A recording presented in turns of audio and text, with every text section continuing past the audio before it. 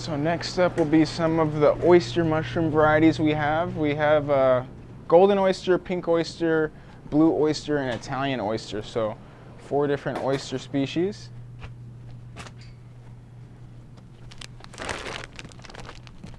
So we'll grab these. So this is like the Italian or Phoenix oyster as it's called. This oyster mushroom, the Plurotus pulmonarius, it produces these lovely brown caps. So it's kind of like a brown oyster mushroom. If you're growing mushrooms and starting out, the oysters are probably the best route to take. They produce so quick. These were just inoculated 10 days ago, and we're already ready to get them into fruiting. So 10 days is really great.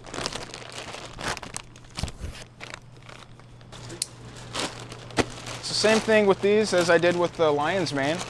Just gonna make a little cut at the top of each bag. And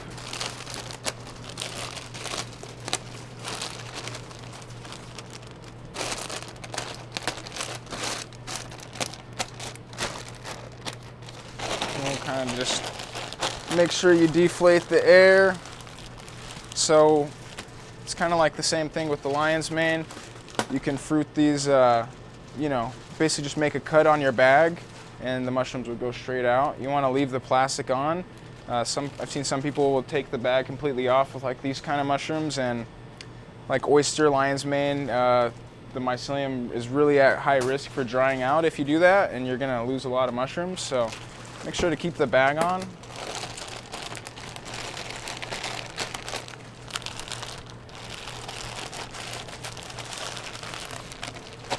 What I'm looking for is just basically complete colonization of the bag. So it's a full white block.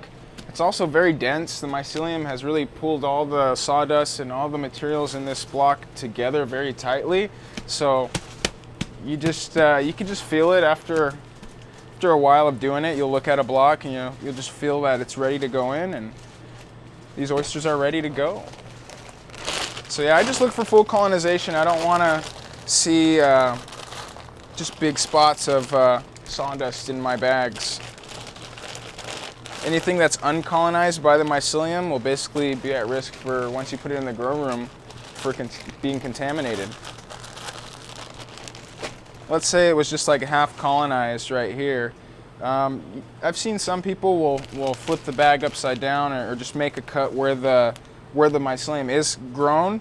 But you do have risk because you're going to basically allow air into the block, and let's say there's an area right here, half the block's not colonized, then you can get like a bacteria or some kind of mold can grow basically on your substrate, hindering the growth of your mycelium and also taking away from your yields in the long run, and possibly even cross-contaminating something else in your operation. So it's always wise, you know, with mushrooms, just to be patient and to wait. Because you've already gotten this far, might as well wait a little bit longer. Well, I'll show you guys when I go in there, but the mushrooms do get very big, and they tend to be at risk for falling off the shelves. Just because they're so big, the blocks can just knock right off. At this stage, this is our fully colonized block. It's colonized with mushroom mycelium. So the mushroom mycelium is actually the oldest part of the organism. It lives for the longest period of time. The mushroom, it only appears for about a week and then it dies. Its purpose is to generally continue the life cycle, produce the spores that are going to be used to keep the mycelium alive, keep the genetic lineage going for a long time. So yeah, basically you just want to know just a little bit of terminology. You know, mycelium is the part of the organism that basically is the oldest. The mushroom comes at the end to basically continue the life cycle. The mycelium is very important. It is the network that produces these mushrooms, and it basically is it's what's responsible for breaking down this raw material and turning it into just organic, ready to go nutrients that can be utilized by soil or whatever, composted. The mycelium is the true workhorse. So yeah, this one is a little bit uncolonized on the very bottom. You can see some spots where the mycelium didn't grow out yet. but since it's already cut, I'll just make like a little cut right here, and within the next few days this will probably end up finishing up too. But if this were like halfway done or not colonized at all, or we just had some spots, then it wouldn't be a good idea to put this in the grow room. We grow them out in these unicorn bags. We're using these 5-micron filter patches, and I found that with these fast fruiting species, a lot of people use the 0.5 micron. For shiitake, I'm finding that for me, the 0.2 microns work really good, and for spawn, it allows in less particles, less contaminants. So for working with spawn and longer colonizing species, then 0.2 micron is a recommended filter patch as opposed to these 0.5s. Mushroom cultivation definitely is a very sustainable source of producing food. The fact that, you know, you can grow it on products that are otherwise going to be, you know, sitting in a landfill or somewhere, or, you know, basically, you know, otherwise agriculture waste, stuff that, you know, is basically trash. And you could produce really quality mushrooms off of this stuff. The fact that, you know, you can grow hundreds of pounds in just a small room per week, you know, as opposed, you know, to farming other crops or even livestock, which takes, you know, hundreds of gallons of water just to produce a few pounds of meat, whereas to produce a few pounds of mushrooms, you know, a couple liters of water is all you need throughout the whole life cycle. And it's just super sustainable in my opinion, and I think it could be the future for a lot of people to basically eat healthier and get more nutrition in their diets. You know, they share over 50% of their DNA with animals or us. So, you know, the difference in us and mushrooms is, you know, animals develop these extracellular sacs in which to digest and break down their food. Mushrooms excrete these enzymes throughout the mycelial network that will basically break down whatever they're latching onto, such as sawdust or agriculture waste, straw, leaf litter in the forest. I mean, so they're very interesting. They and also, you know, it's a great meat replacement for a lot of people. Mushrooms have a very meaty texture and can be used in place of you know, meat in some dishes. Mushroom tacos, mushroom burgers, all kinds of stuff. Yeah, I just feel like it's not as much resources are used as opposed to farming your traditional meats, where, you know, you're using all this land for livestock to graze on, and all this water that is being consumed every day. So yeah, mushrooms are something to look at for the future. So with the oyster mushroom, I'm just going to do like a diagonal cut, then I do another cut that way and another cut this way. So it's kind of like a crooked X. You just got one diagonal line, one right here, one right here. And that for me just allows the best fruitings of these mushrooms. Got to make sure you get the back end. You don't want to forget any mushrooms back here. If everything goes accordingly, we're doing about 600 of these bags a week, and each of these bags, depending on the strain, we're going to be pulling about 2 to 3 pounds of mushrooms off of. And, you know, on a good week at full capacity, that could be anywhere from 12 to 1,500 pounds of mushrooms for us, utilizing all 3 grow rooms at once. And it's quite a bit of mushrooms. I mean, it's a lot of mushrooms. So it's crazy how fast that, you know, within a couple months, from start to finish, you can have, you know, thousands of pounds of mushrooms just from a single petri dish. And compared to like getting a pound of like chicken or ground beef, I think a pound of mushrooms is a lot more as far as the visual. You get a pretty good sized amount of mushrooms, so it breaks down and you can really get the most out of them. Start getting our pink oysters ready to go in, and this mushroom mycelium is pretty interesting. If you let it go long enough, you'll get a lot of mushrooms that grow on the top of the bag. It'll top fruit, so it's good to get this one in the grow room right on time. Otherwise, you can basically lose out on some of your yield. All these oyster mushrooms, you know, we have the pink, we have the gold, we have the brown, the blue, there's the pearl. All of them have their own unique characteristics, flavor, even aromas. So everybody has their own preference. Some people do prefer the pinks. Some people like the blues. You know, it just depends on preference. It could be their favorite color, you know. So that's the cool thing about oysters. You get all these different variations within the same, you know, basically the same species. You get these different strains. They come from different parts of the globe. So like the pink and gold oysters are native to Asia. Found like growing in tropical forests and climates. They also have a very distinct flavor. The pink has a very strong, for one, it goes bad very quickly, and within 3 days it develops a really unique odor. Some people compare it to like a seafood kind of like odor. So with the pinks, you definitely got to be careful that you're getting them to where they need to go, they're getting used or sold in time.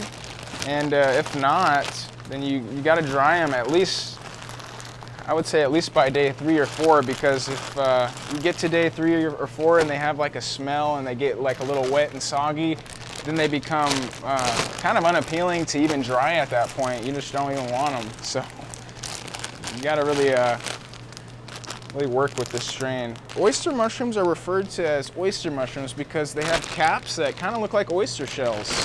So yeah, that's why they're called oyster mushrooms. It's a unique name.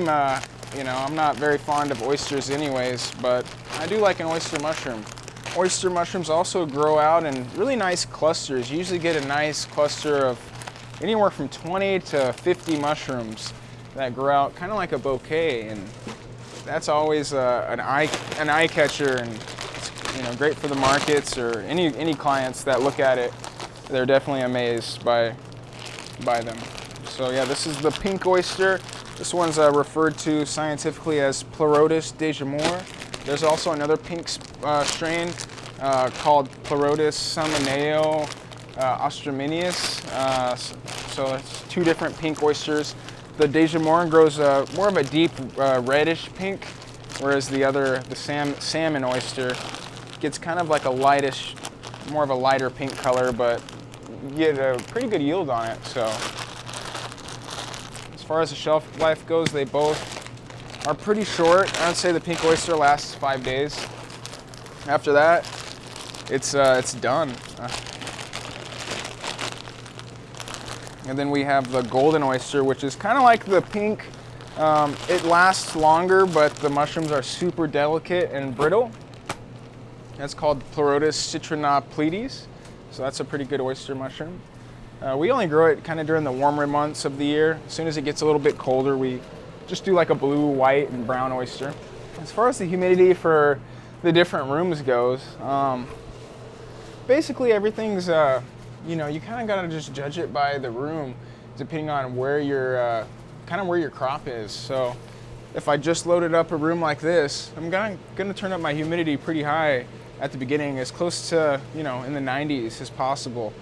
As the mushrooms start to grow out, then the humidity is kind of gradually decreased up until harvest time, because if you harvest and the mushrooms are too wet, they're not going to last as long in the fridge, so you're gonna lose out on some shelf life. So we have 3 grow rooms going on in our facility, and depending on what stage the grow room is at is kind of where, you know, the grow room manager will dictate what the humidity should be set at. So constantly fluctuating humidity depending on what grow room you're in, what kind of mushroom is growing in there, and also what stage of the grow are you at. Are you just putting your mushrooms in? Humidity's turned up really high to kind of, really it's to stimulate the mushrooms to grow, to get a really nice pin set at the beginning. Kind of like in nature when you get this fresh rainfall, and then within a couple days later, you get nice fruitings of mushrooms in the wild. So it's kind of like what we do in our grow room. Really, really wet environment for the first couple days. Once we start seeing mushrooms come out, gradually lower the humidity and kind of work our way down into the 80s up until harvest time. Having the humidity dialed in is super vital because, yeah, it'll definitely affect your grow, your pin set, your overall yields, and just your time frame, you know. So if it's too dry, you know, you could walk in and you could see you could see the mushrooms suffering from it. They'll basically have you know, dry spots on their caps, and the mushrooms will start to shrivel up and basically not grow. You're going to lose a ton of yields by not keeping your humidity up. Yeah, if you're struggling with yields, there's a couple things that you can look at. There's for one, I guess the first thing would be to look at your strain and see, you know, a lot of it depends on the strain as well. How's the genetics, and is this a strain that's likely just to produce a heavy yield? And if it's not the strain, then you need to look at your substrate recipe and what are you feeding your mushrooms, because they do like a balanced diet like us. So you got to give them a good diet, and if it's not your substrate formula, then I don't know what to tell you. There's a couple things. It's your strain or your recipe. So that's basically it as far as the yield goes. And it would be your grow environment too. Like how's your grow room needs to be dialed in to be able to maintain optimum conditions, you know, with humidity, and not just humidity, but with the airflow as well. Proper number of air exchanges and proper amount of air coming in for mushrooms to breathe, because they are like us. They breathe in oxygen and exhale CO2. Due to our schedule of 3 production days a week, and then when we do like 600 bags a week, every week we usually have about a good 500 or 600 bags to put in our grow rooms. Each grow room can hold like 500 blocks. So basically we just stay with our production schedule. We just create a schedule for producing, and we produce that amount, and we know that we're going to be harvesting X amount of mushrooms per week. So it's just like a system that's been developed for our production. So we kind of just know what our grow rooms can produce, and we know what our production schedule will look like for the week. So like, let's say we're loading all these blocks in today. In about a week, within like a 3 to 4 day period, if it's oyster mushrooms, we'll harvest all these mushrooms at the same time, or it's close together. But like for the maitake, that's going to come at a different day. So everything will, same with the lion's mane, that'll be a little bit of a different day, but for the most part the same week.